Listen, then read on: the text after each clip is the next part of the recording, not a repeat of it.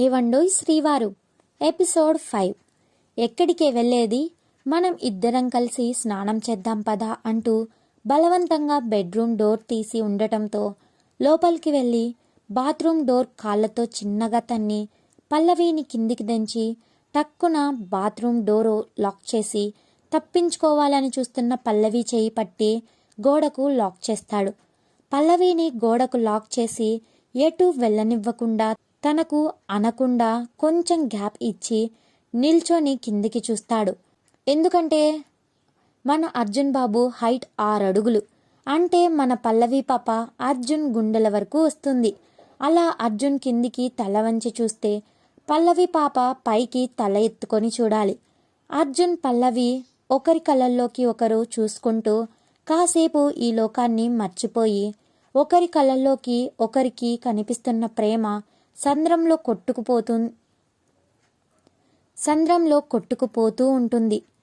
కాసేపు అయ్యాక అర్జున్ తేరుకొని, ఏ పొట్టి, ఎంత ముద్దుగా ఉన్నావే, ఇప్పటికీ ఇప్పుడు నిన్ను తినేయాలి అనిపిస్తుంది తెలుసా అని ఇన్నోసెంట్ లుక్తో అంటాడు. కాని పాపకి ఇవేమీ చెవిలోకి చేరవు. ఓన్లీ పొట్టి అన్న పదం మాత్రం చెవిలోకి చేరుతుంది అంతే. అర్జున్ని వెనక్కి తోసి గోడకు పట్టు లూజ్ ఉండడం వల్ల కొంచెం వెనక్కి జరుగుతాడు అంతే. ఏంటి, నేను పొట్టినా, ఎంత మాట అన్నారు అని కొరకొర చూస్తుంది. ఆ చూపుల మైకంలో మళ్ళీ పడ్డాడు. ఆమెనే చూస్తూ, అవును, నువ్వు నా భుజాల కాడికి కూడా లేవు, నిన్ను పొట్టి అనక ఎవరెస్ట్ అంటారా చెప్పు అని మళ్ళీ పల్లవి దగ్గరకు రాబోతుంటే, ఆగండి, నేనేం పొట్టి కాదు, నన్ను అలా అనకండి అని బుజ్జిగా మూతి పెడుతుంది. ఓ అవునా, అయితే నువ్వు పొట్టి కాదు అంటావు అంతేనా? అవును అని తల నిలువుగా ఊపుతుంది. అయితే వెంటనే వచ్చి నాకు కిస్ ఇవ్వు, చూస్తాను అని అనేసరికి ఇస్తాను అని అర్జున్ ముందరకు వచ్చి ఆగి, శ్రీవారు మరేమో మీరు కళ్ళు మూసుకోండి, నేను నీకు ముద్దు పెడతాను, ఓకేనా? అర్జున్ సీరియస్గా ఒక కన్నుబొమ్మలు ఎత్తి, ఇందులో ఏం తిరకాసు లేదు కదా? అయ్యయ్యో లేదు అండి అంటూ అమాయకంగా మొహం పెట్టింది. అయితే సరే అని తన ఫేస్ చూసి అనుమానం వచ్చినా కూడా, నువ్వు ముద్దు పెట్టకపోతే బెడ్ పై సీరియస్ పనిష్మెంట్ ఉంటుంది, ఓకేనా? సరేలేండి అని అనగానే అర్జున్ కళ్ళు మూసుకుంటాడు. అప్పటికి గోడకి చేతులు అలాగే ఉంటాయి. మెల్లగా పల్లవి కళ్ళని కొంచెం పైకి అని అర్జున్ కూడా ఆమెకు అనుకూలంగా కొంచెం తల వంచాడు. అతని పెదవులకి పల్లవి ఊపిరి తగులుతూ ఉంటే మైకంలో జారుకొని గోడకి ఉన్న చేతుల్ని ఇంకా లూజ్ చేస్తాడు.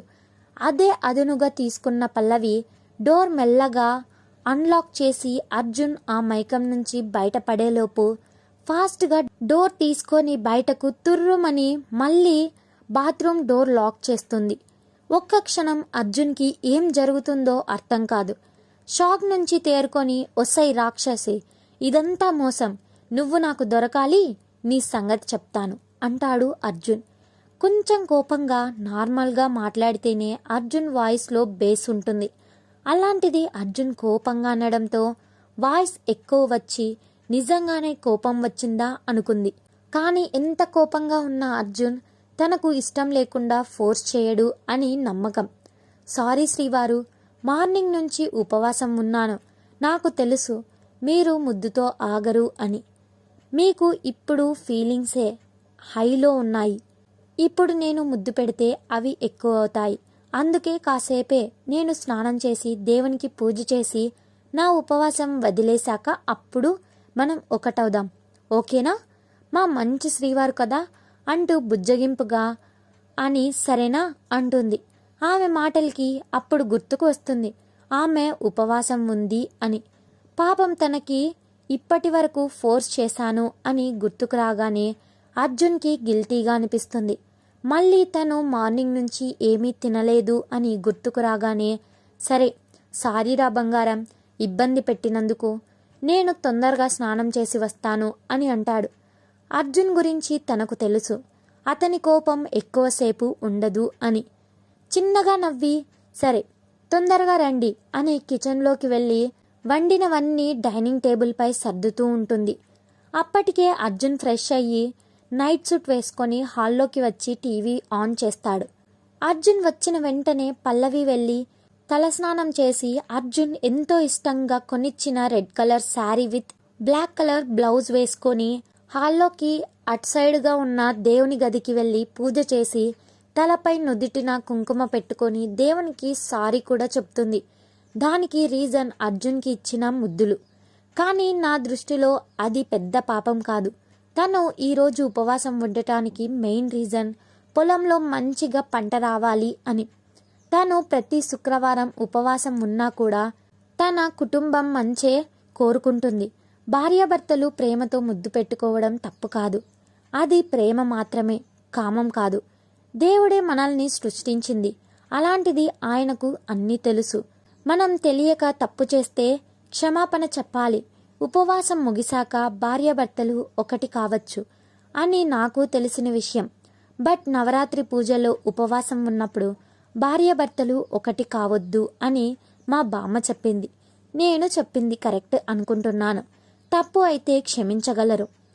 పూజ పూర్తి అయ్యాక దేవుడి గది తలుపు వేసి వచ్చి సోఫాలో కూర్చున్న అర్జున్ వైపు చూసి భోజనం చేద్దాం రండి అనడంతో అర్జున్ లేచి టీవీ ఆఫ్ చేసి డైనింగ్ టేబుల్ దగ్గరకు వచ్చి కుర్చీలో కూర్చున్నాడు.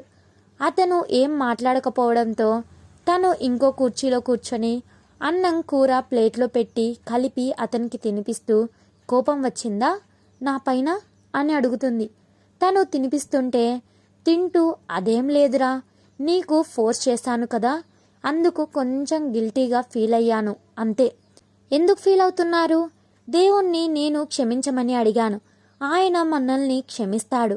మీరేం ఫీల్ కాకండి అని తను తింటూ అర్జున్కి తినిపిస్తూ ఉంది. ఓసి పిచ్చిదానా అని పల్లవి నెత్తిన మొట్టి, నేను అనేది దేవుడు క్షమిస్తాడు లేదు అని కాదు. నువ్వు మార్నింగ్ నుంచి ఏం తినలేదు, అది గుర్తించకుండా నిన్ను ఫోర్స్ చేసినందుకు. అయ్యో శ్రీవారు, ఎందుకు తలపై ముట్టుతారు? నా బ్రెయిన్ ఖరాబ్ అవుతుంది. ఒకవేళ నేను పిచ్చిదాన్ని అయితే మిమ్మల్ని ఎవరు చూసుకుంటారు చెప్పండి అని చిరు అలకగా అంటుంది. అచ్చచ్చో, ఎంత కష్టం వచ్చింది నీకు, ఎంత కష్టం వచ్చిందో. సరే అయితే ఇంకోసారి నువ్వు తింగరగా మాట్లాడితే పల్లవి బుగ్గను కొరికి ఇలా కొరుకుతాను, ఓకేనా అని అంటాడు. అతను అలా చేసేసరికి పల్లవి సిగ్గులా మొగ్గవుతుంది. అలా పల్లవి అలకతో అర్జున్ చిన్న చిన్న సరసాలతో డిన్నర్ కంప్లీట్ చేసి చేతులు కడిగింది. అర్జున్ని బెడ్రూమ్లోకి వెళ్ళమని తను కిచెన్లో సామాన్లు సర్ది అర్జున్ ఆఫీస్ బ్యాగ్ కూడా అర్జున్ స్నానానికి వెళ్ళినప్పుడే అందులోని లంచ్ బాక్స్ తీసి కడిగి అందులో ఉన్న పువ్వులు కొన్ని పూజ చేసేటప్పుడు దేవుడికి పెట్టింది. మిగిలిన పువ్వులు ఇప్పుడు తన ఒక పెద్ద ప్లేట్లో ఒక పక్కగా పెట్టింది. అర్జున్ తెచ్చిన స్వీట్స్ మరియు గోరువెచ్చని పాలను గ్లాస్లో పోసి అదే ప్లేట్లో పెట్టి ఆ ప్లేట్ తీసుకొని బెడ్రూమ్లోకి వెళ్ళింది. Stories continue. Wait for the next episode.